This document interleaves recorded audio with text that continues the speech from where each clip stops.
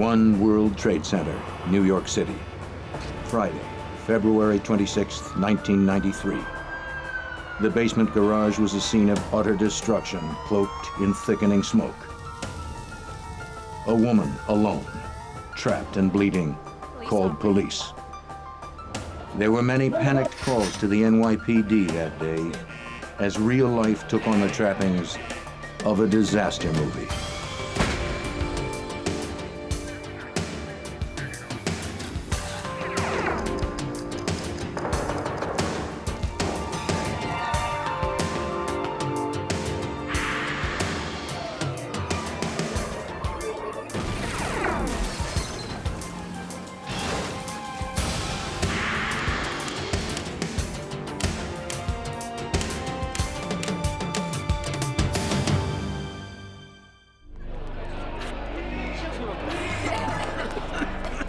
At 12:18 p.m. on February 26, 1993, panic and confusion gripped the 110-story World Trade Center Tower 1. People were trapped in elevators. Lights went out. Smoke turned the hallways black. Thousands of the injured and panicked occupants choked as they tried blindly to escape what seemed like a nightmare. The engineer who designed the towers anticipated several potential disasters. He structurally designed them to withstand the violence of a sustained hurricane and something as unimaginable as the impact of a fully fueled jet. Let's go. It seemed that something had been overlooked, but no one knew what. On that day, Tower 1 became the city's tallest chimney. The stairwells acted as flues, drawing smoke up from the basement, blackening every floor. In the first chaotic hours, all officials knew for sure was that the cause of the problem was in the basement garage. Neil Herman, supervisor of the Joint Terrorist Task Force at the FBI's New York office, was just blocks away from the Trade Center. Unaware of the cause of the mayhem, the FBI took it upon themselves to respond.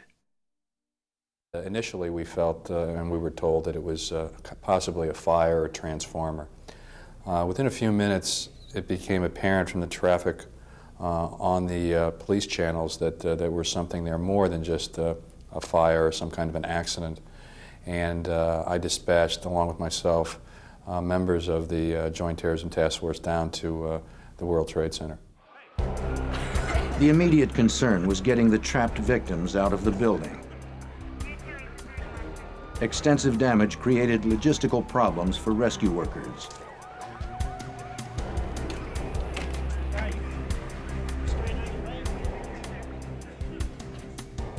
Many of those inside struggled to make their own way to safety. The elevators had broken down, and those on the top floor had to walk down 110 flights. There were tremendous injuries due to smoke inhalation. As hundreds of emergency personnel continued their rescue efforts, FBI agents dispatched to the Trade Center were scouring the area for any indication of what may have caused the devastation. The destruction was massive. The city streets around the complex were buckling. The Vista Hotel, which rests between the two towers, had sustained tremendous amounts of damage.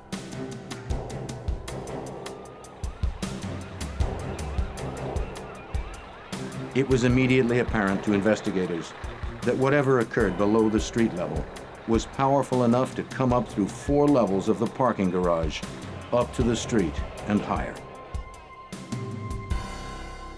Special Agent Chuck Stern of the FBI's counterterrorism branch began the process of organizing the investigation.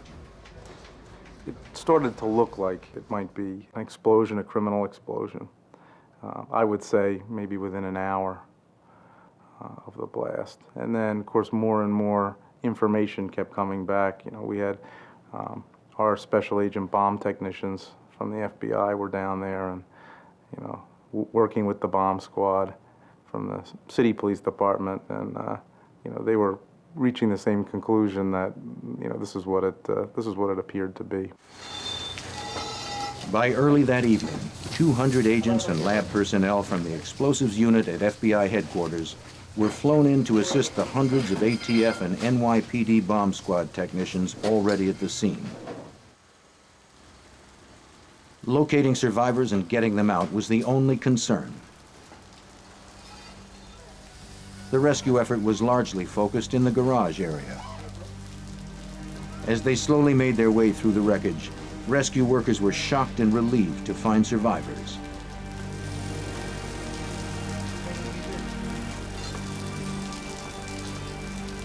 As they moved onward, they reached an area that had sustained massive destruction.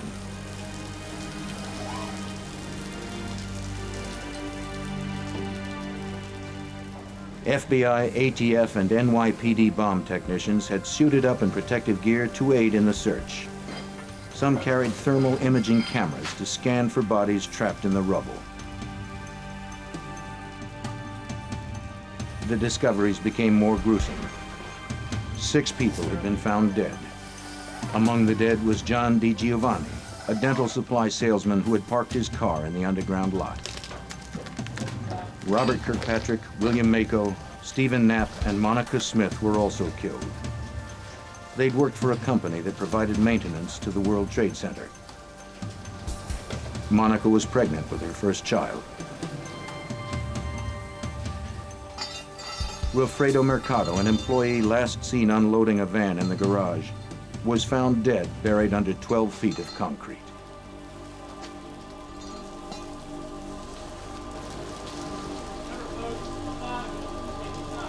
Inside the garage was an apocalyptic scene. Debris and concrete were scattered 100 yards in all directions. Hundreds of cars had been demolished, and small fires erupted from spilled gasoline.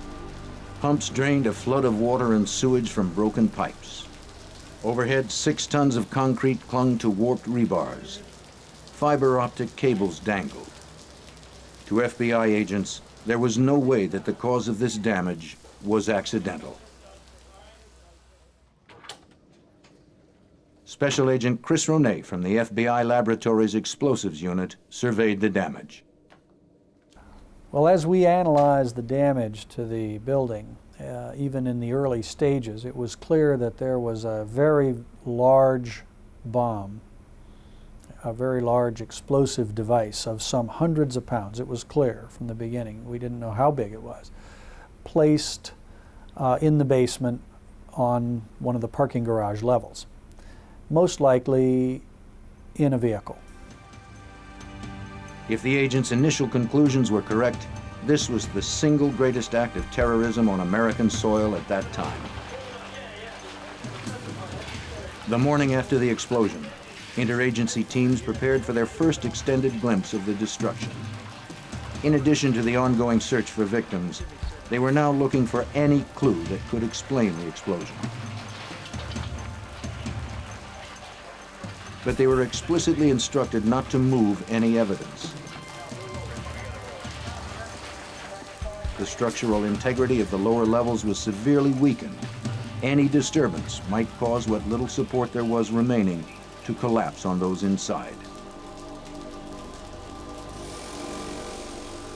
The floor of the B2 level of the garage had collapsed, sending hundreds of cars from 3 parking levels down several stories.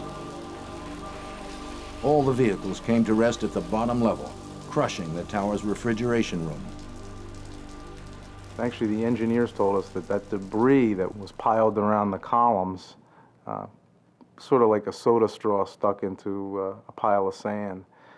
And you couldn't remove the debris because that would remove what little support was present and that was holding the Vista Hotel up. Construction crews spent hours reinforcing the walls and columns in the parking levels so that agents and investigators could safely explore the scene.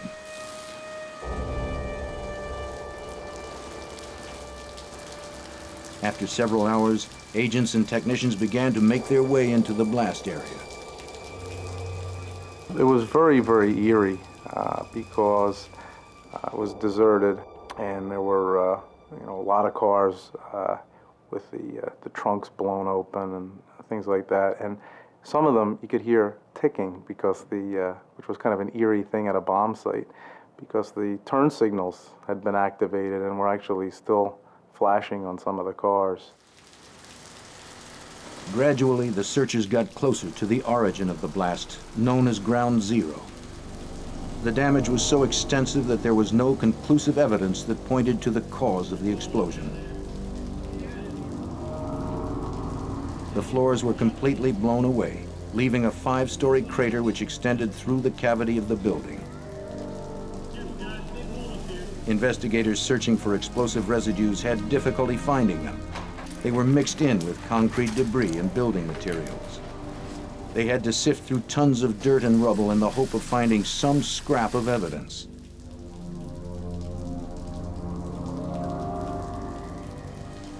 Hundreds of damaged vehicles were swabbed and vacuumed in search of residues. Agents persisted. Somewhere in the devastation were answers. As the images of the World Trade Center bombing were broadcast around the nation, people reacted with horror and disbelief. America's innocence had been shattered. The United States joined the list of countries hardened by terrorist attacks. Desperate to catch the bombers, the city placed a bounty on their heads, $200,000, the largest in city history. By Saturday morning, the FBI had set up a command post specifically for this investigation. Every available agent was assigned to the case. They had received hundreds of leads. Most were callers who described suspicious neighbors. Numerous groups had phoned in to claim responsibility. Though most of these leads appeared to be dead ends, they all had to be pursued.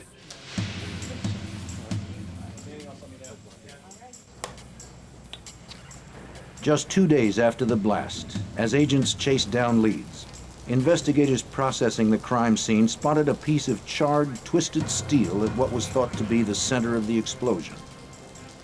It was part of a vehicle decimated by the blast.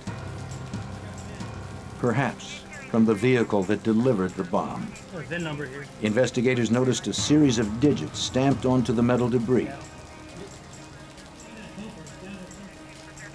Though they were explicitly instructed not to remove evidence, they felt their finding was significant enough to override protocol.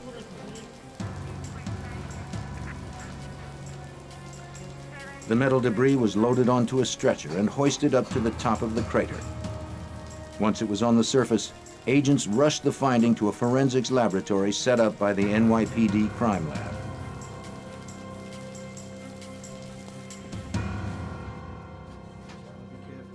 In the lab, agents and examiners were having difficulty determining what the markings meant.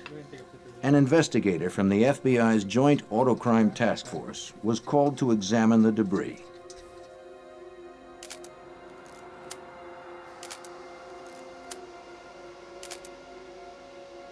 I think it's 729. His analysis would provide the first major break of the investigation. He called Special Agent Stern immediately.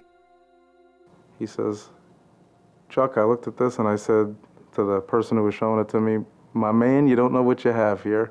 This is a confidential vehicle identification number.'" Confidential VIN numbers are as unique to a particular automobile as fingerprints are to a person. The hidden number allows law enforcement to determine if a particular vehicle has been stolen. It also gives investigators detailed information about the vehicle, including who owns the car. Within 15 minutes, investigators were able to enter the confidential number into the National Crime Information Center computer, which lists all vehicles that have been reported stolen. A response quickly came back. The number belonged to a Ford Econoline van that had been reported stolen from DIB Leasing in Jersey City, New Jersey.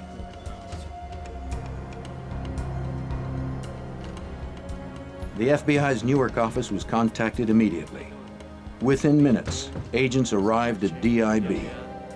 The FBI was prepared to uncover everyone or anything that had access to that van.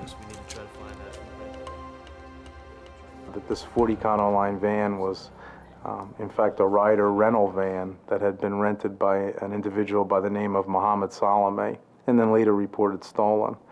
And they learned from the management of DIB Leasing that Salome had put down a $400 deposit on the van, and that he had been anxiously trying to get the deposit back. After conferring with federal prosecutors late into the evening on Wednesday, the decision was made to have an undercover FBI agent in place at DIB when Salome returned for his deposit the next morning. They spent the remainder of the evening piecing together Salome's history.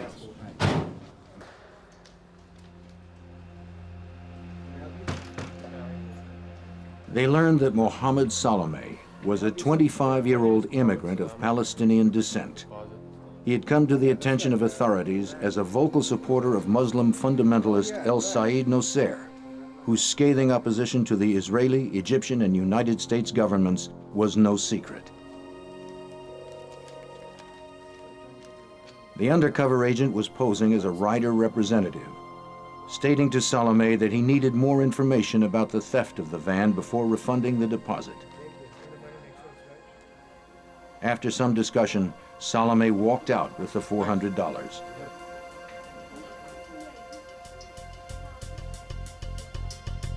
As he stepped out of the office, dozens of FBI agents who had been monitoring their discussion descended upon Salome.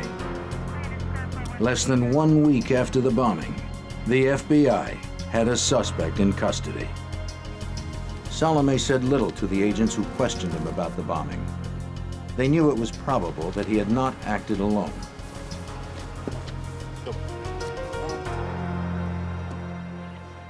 The investigation was taking on a clearer focus. When Salome was arrested, agents recovered various personal items, including his wallet, which contained several business cards and telephone numbers. They began by searching the address listed on his driver's license. A former roommate told agents that Salome no longer lived at that address. However, they were able to find some belongings of Salome's that he had left behind. There were news clippings and photos relating to Nosser, and a photo of him and Nosser together.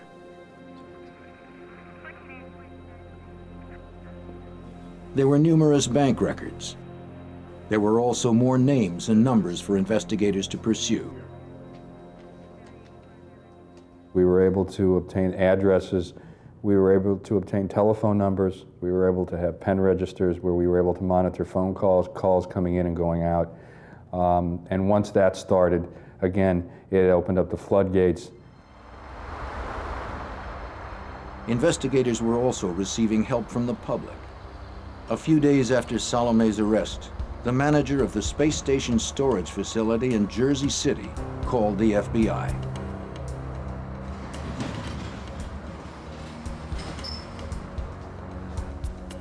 Individuals who rented Unit 4344 had received several deliveries from chemical companies just prior to the Trade Center blast. The manager ordered a key and opened the unit. Inside, he found what he thought to be bomb-making paraphernalia. FBI agents would reach the same conclusion. Inside, investigators found several compounds which could be used for making explosives. Their findings were sent to the FBI lab for analysis. There were also many other leads that emerged from the search of the storage facility. Receipts for the chemicals, bank and phone records, and an unexpected bonus, a log of the suspect's comings and goings. To enter the facility, each tenant was required to punch in their special access code on a keypad located at the entrance. Each time a tenant punched in his number, it was recorded in a computer system. Agents could determine each time Unit 4344 was accessed. Meanwhile, police assembled a lineup. Doug Melvin, manager of the space station, identified Mohammed Salome as the man who rented the locker. He recognized him easily because Salome frequently visited his storage locker. In Melvin's experience, customers usually had no reason to do that. Continuing to search for any possible lead, agents obtained phone records from a payphone just outside the storage facility. One name on the list of individuals who received calls from that phone was already familiar to the FBI. That name was Nidal Ayad. Nidal Ayad's name first appeared on a business card found inside Salome's wallet. Ayad worked as a chemical engineer. Within a week of Salome's arrest, agents learned Ayad had called a chemical company inquiring about buying chemicals. The prospect of another bomb was frighteningly real. It appeared that another act of violence was in the making.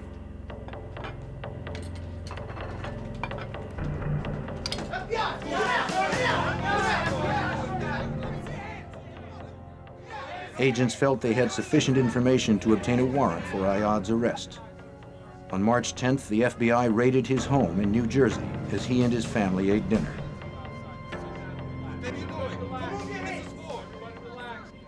After searching his home, agents quickly made their way to his place of business, Allied Chemical. There they confiscated phone records and bank statements that could tie him to Salome. The most irrefutable link between Ayad and the bomb plot, however, came from Ayad's business computer. It was seized and then thoroughly examined. Our technical people were able to restore an erased file, which turned out to be a letter claiming credit for the World Trade Center bombing on behalf of an organization known as the Liberation Army 5th Battalion. A similar letter had been sent to the New York Times 4 days after the explosion. In it, the group called the bombing an act of terrorism to protest American support for Israel. There was also a second letter Ayad hadn't had time to send. It promised another blast. Though the investigation was progressing very quickly, each new discovery revealed the existence of a large and ongoing conspiracy. The potential for more attacks grew more likely every day. As the FBI tried to learn more from their prime suspects in the World Trade Center bombing, Salome and Ayad continued to stonewall their efforts. Analysis of all the confiscated phone records led investigators to an apartment in Jersey City. The landlord who owned the apartment at 40 Pamrapo Avenue confirmed that Salome and another individual rented the apartment from early January of 1993 until the end of February, just 2 months later. The landlord could not confirm the identity of Salome's roommate, whose name he knew only as Rashid. Most likely, that name was an alias. A search warrant was quickly issued. After executing the warrant, agents discovered that 40 Pamrapo Avenue was the bomb factory, the place where the conspirators mixed an explosive powerful enough to rock the World Trade Center. Inside the apartment and an adjacent garage, FBI forensic examiners recovered traces of a diverse range of chemicals. These items were collected and then rushed to the FBI laboratory in Washington, D.C. While agents searched the apartment, the identity of Salome's mysterious roommate emerged. They found papers requesting political asylum in the name of Ramzi Youssef, who, according to the documents, had been detained in September of 1992 at Kennedy Airport for entering the country without a visa. The Pamrapo Avenue apartment was a gold mine for the FBI. All right, let's go. Go ahead, Casper. Before they learned of the apartment, the FBI's laboratory examiners could only speculate from residue samples taken at the Trade Center that the bomb used was comprised of the highly explosive compound urea nitrate. The discovery of the bomb factory at Pamrapo Avenue, however, made them certain. From the labs at FBI headquarters in Washington, D.C., Special Agent Ronay reported the findings. From the analyses in the laboratory, we concluded that it was made with urea nitrate, a homemade explosive mixture. There's no such commercial product. So they had to mix this themselves. And when we finally located the storehouse or workshop where they did make the bomb, this was confirmed. These materials or remnants of them were available, and confirmed that this is what we were indeed seeing in the laboratory in these residues.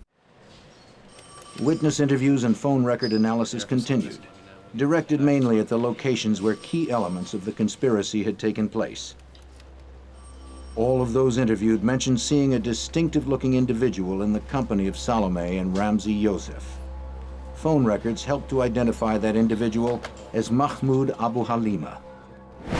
As agents focused their investigation on Abu Halima, they learned that shortly after the bombing, he had fled the country.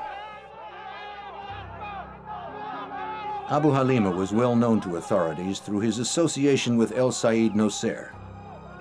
Abu Halima was also close to the radical Muslim cleric Sheikh Omar Abdul Rahman, who would later be sentenced to life in prison for a conspiracy to bomb several New York City landmarks.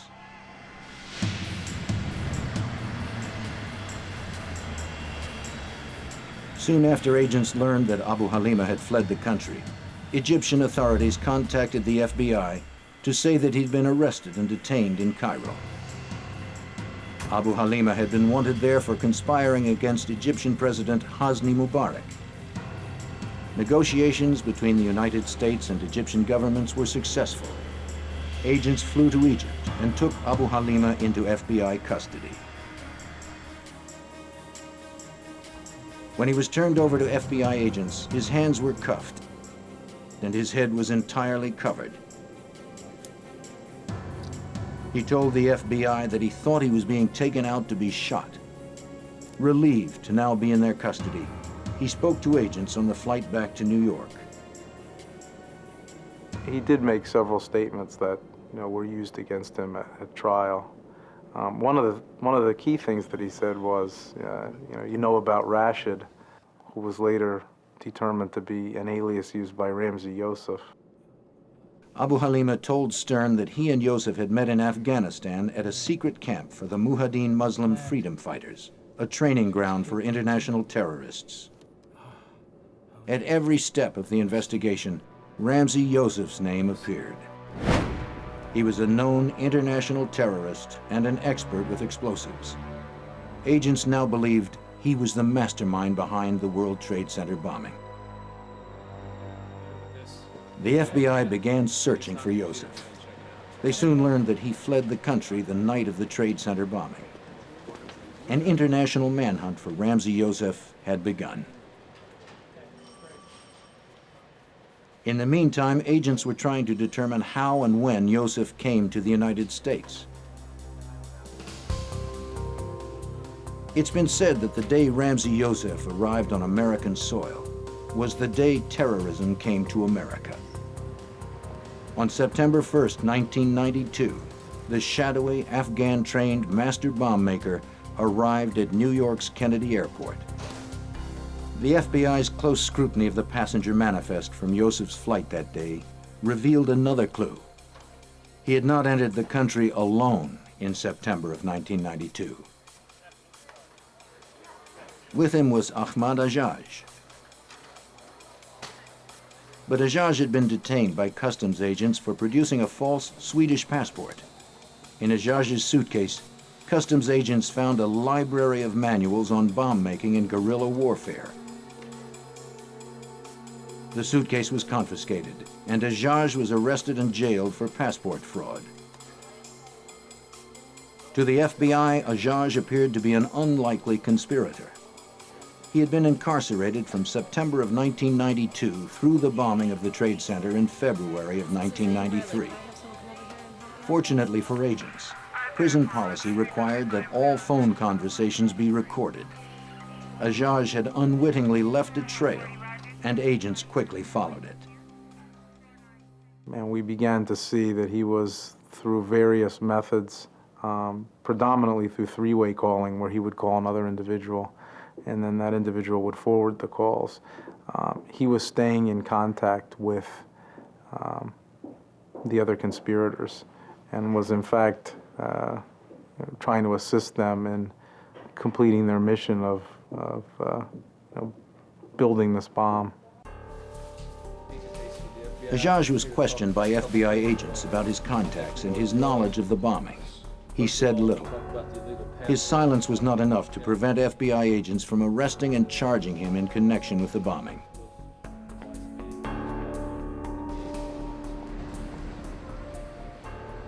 With 4 conspirators now in custody, authorities decided to bring them to trial while the search for other bombers continued. In September of 1993, 6 months after the bombing of the World Trade Center, Salome, Ayad, Abu Halima, and Ajaj appeared in federal court in New York City. By the time that the trial started in September of 1993, we really had to have 2 investigations in one. We had to have an investigation basically continuing to identify those responsible, locate those that were also charged that were fugitives, and also prepare for a 6-month trial that ultimately ended in March of 1994. By this time, examiners had processed numerous crime scenes. The World Trade Center, the storage facility, and the bomb factory. 70% of the van that delivered the bomb had been collected.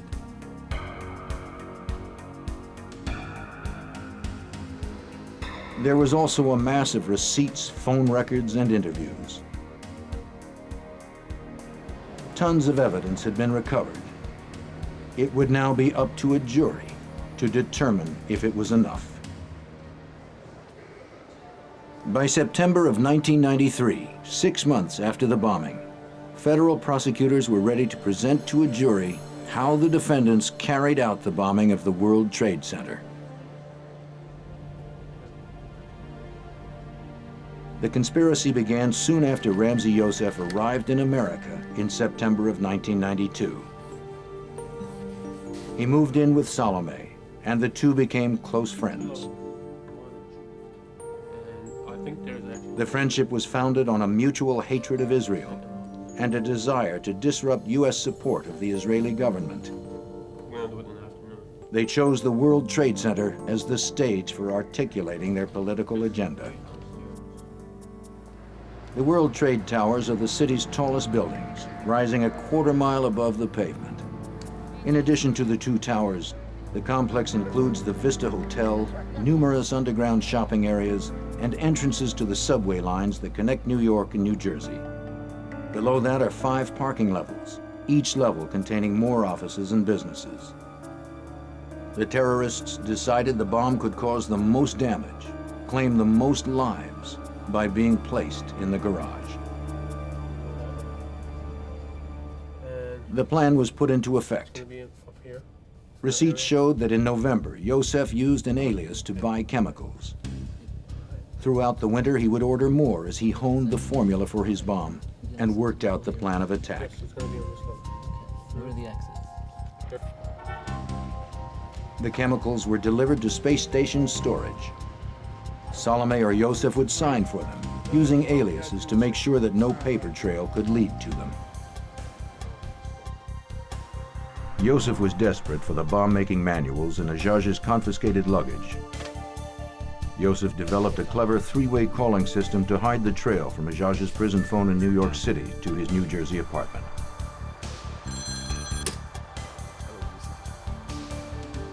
First, Youssef called a burger stand in Dallas, Texas, where his friend Iyad Ishmael worked. Then Ishmael called Ajaj as Youssef waited on the other line. Get him here. No.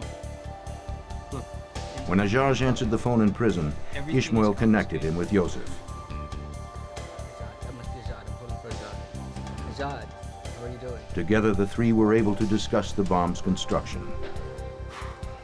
I don't have the plans. The jury was methodically being shown the lengths to which the bombers had gone to protect themselves. These bombers would not be deterred. The prosecutors continued.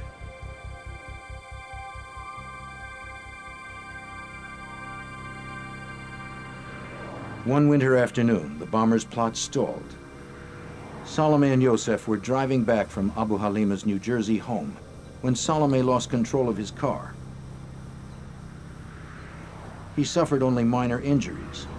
Yosef was more seriously hurt. He was hospitalized for a week.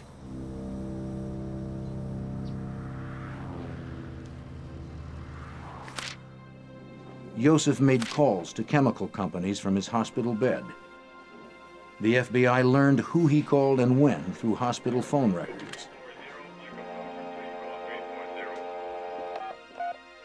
As Yosef recuperated, Salome, Ayad, and Abu Halima drove deep into the Pennsylvania woods. Here they tested a prototype of their deadly mixture.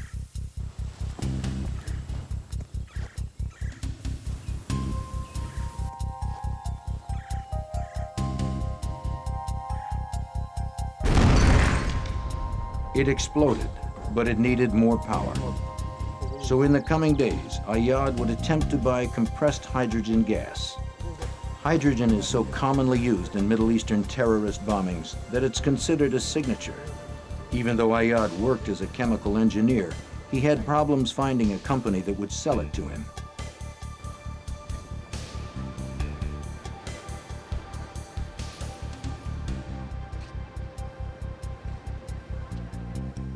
On February 16th, the chemist Ayad rented a car to scout the World Trade Center. Salome's fingerprints on the wheel revealed that he drove. His prints were also on the parking ticket for the garage's B2 level. A sketch found later showed Ayad had made a rough drawing of the floor plan.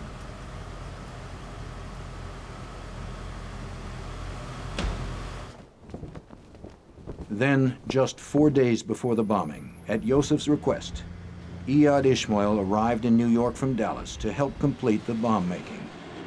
Ishmael would also drive the vehicle carrying the bomb into the garage. He was Yosef's trusted friend, and he had been a New York City cab driver. Perfect credentials for this delicate operation. On February 23rd, Salome went to DIB Leasing and rented a 10-foot Ford Econoline panel van. He left a cash deposit of $400.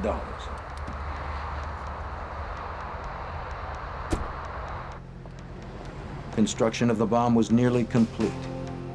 There was one more reconnaissance visit to the World Trade Center garage.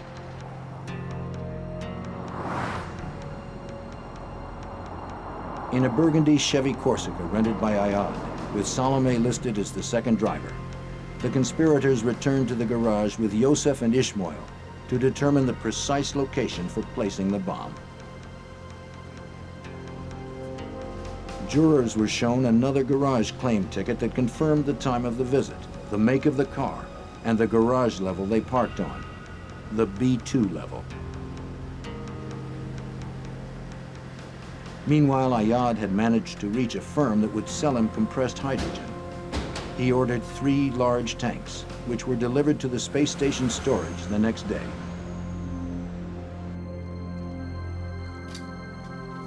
On February 25th at the Pamrapo apartment, Abu Halima and the others carefully mixed sulfuric and nitric acid with glycerin into the deadly and volatile substance nitroglycerin.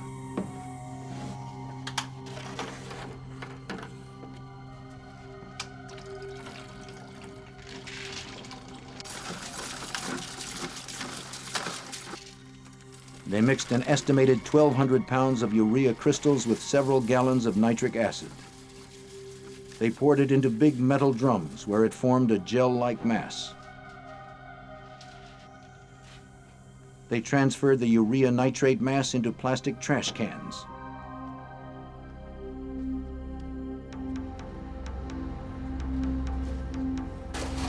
The others had backed the van down the driveway behind the house and up to the apartment door. They packed the cargo hold with their creation, a lethal cocktail of chemicals, bonding agent, fuse, and detonator.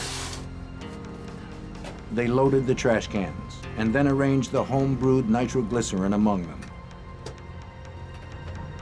They had threaded 4 long fuses through surgical tubing to reduce the smoke and slow the burn enough for the bombers to escape.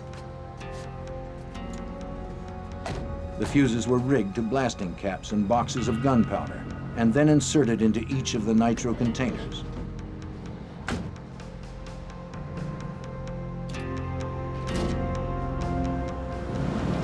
All that was missing was the hydrogen, which was used to make the blast even more devastating. In the Ryder van, followed by Ayad's Corsica, they drove to the space station to pick up the hydrogen. They loaded it carefully in the van, propping the 3 red tanks behind the boxes of nitro against the rear doors.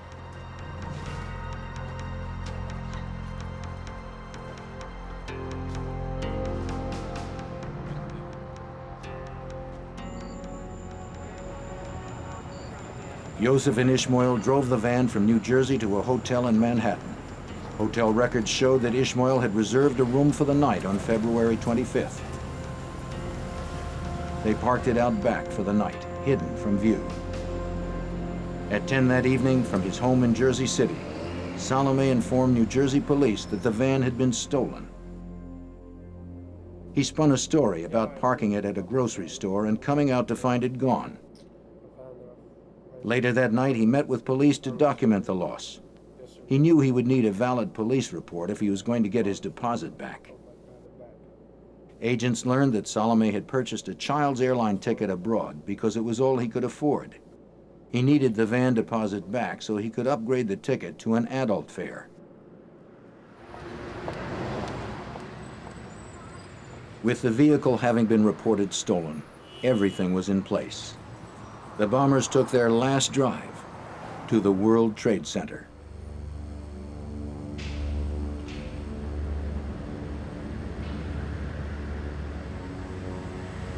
At about 2 minutes past noon the next day, Friday, February 26, 1993, the bombers' Ryder van pulled into the B-2 level ramp of the World Trade Center. The burgundy Corsica followed. Ishmael drove the van as Yosef sat in the passenger seat.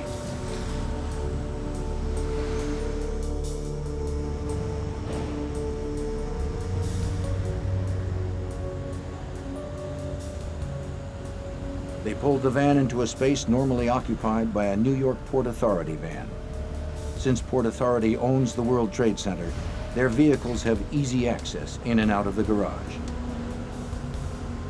The getaway car waited nearby.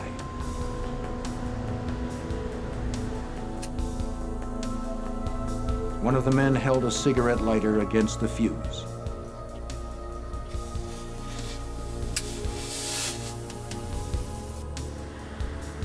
As it began to burn, they rushed to the Corsica and pulled away.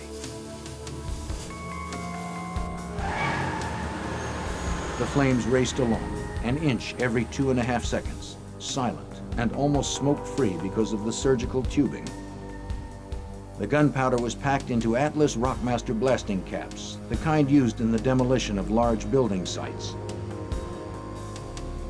4 fuses were used to guarantee the bomb would detonate.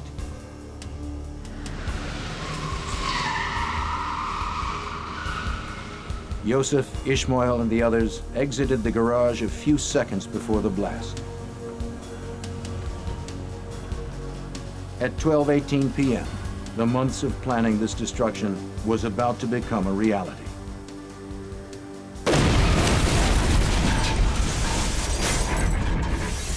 The explosion hit the wall of the tower with a massive force,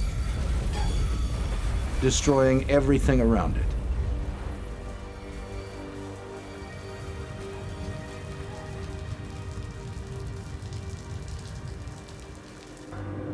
Later that day, as rescue workers and investigators were still responding to the scene, Yosef sat safely aboard an airplane to Pakistan, and Ishmael aboard a plane to Jordan. Within days, Abu Halima had also fled. If investigators had not found and tracked the VIN number so quickly, Salome would likely have escaped too.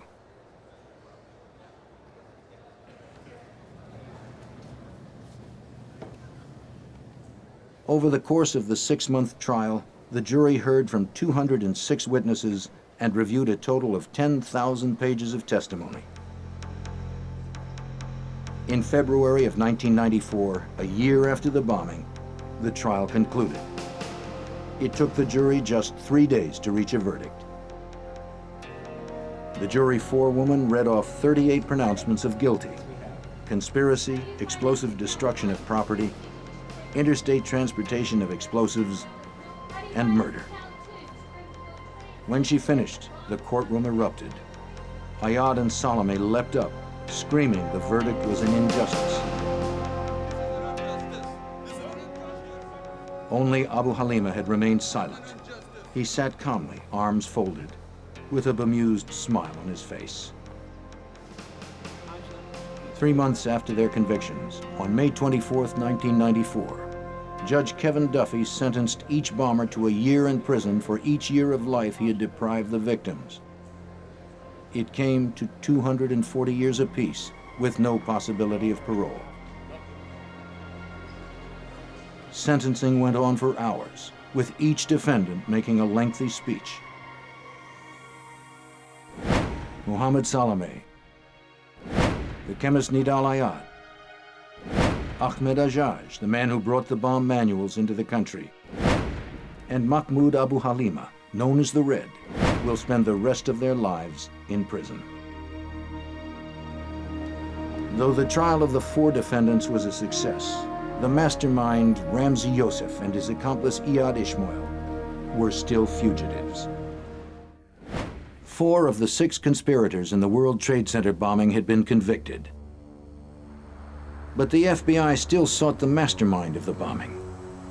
As the search for Ramzi Youssef and his accomplice Iyad Ishmael continued, agents learned that Youssef was involved in several terrorist plots designed to bring down commercial airliners worldwide. Advisories were issued to American travelers abroad. More terrorist attacks on Americans or American interests were likely following the verdict. Youssef was one of the most dangerous and elusive men in the world. Subsequent to the World Trade Center incident, it's obvious and apparent that he was planning additional acts of terrorism around the world. The air conspiracy case certainly reveals that the extent of what was being planned, the fact that he was moving around throughout the world, several countries, indicates a wide range of support that he and his compatriots had. It was not until February of 1995, 2 years after the Trade Center bomb went off, that Ramzi Youssef was apprehended in Pakistan and turned over to FBI agents. Agent Stern was sent to retrieve Youssef and bring him back. Youssef was suddenly willing to talk. His hatred for the United States and its aid to Israel was all-consuming. He told Stern that the World Trade Center was chosen as his target because it was the greatest symbol of American finance and imperialism. He felt that it was kind of like a state of war. He compared it to the United States atomic attacks on Hiroshima and Nagasaki. What he said, 250,000 people were killed, and he felt that if he could topple one of the towers into the other, he would kill that many people, and it was a similar type act.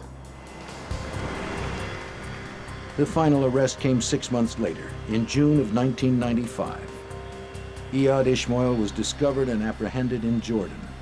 He too was returned to the United States to stand trial for his role in the bombing.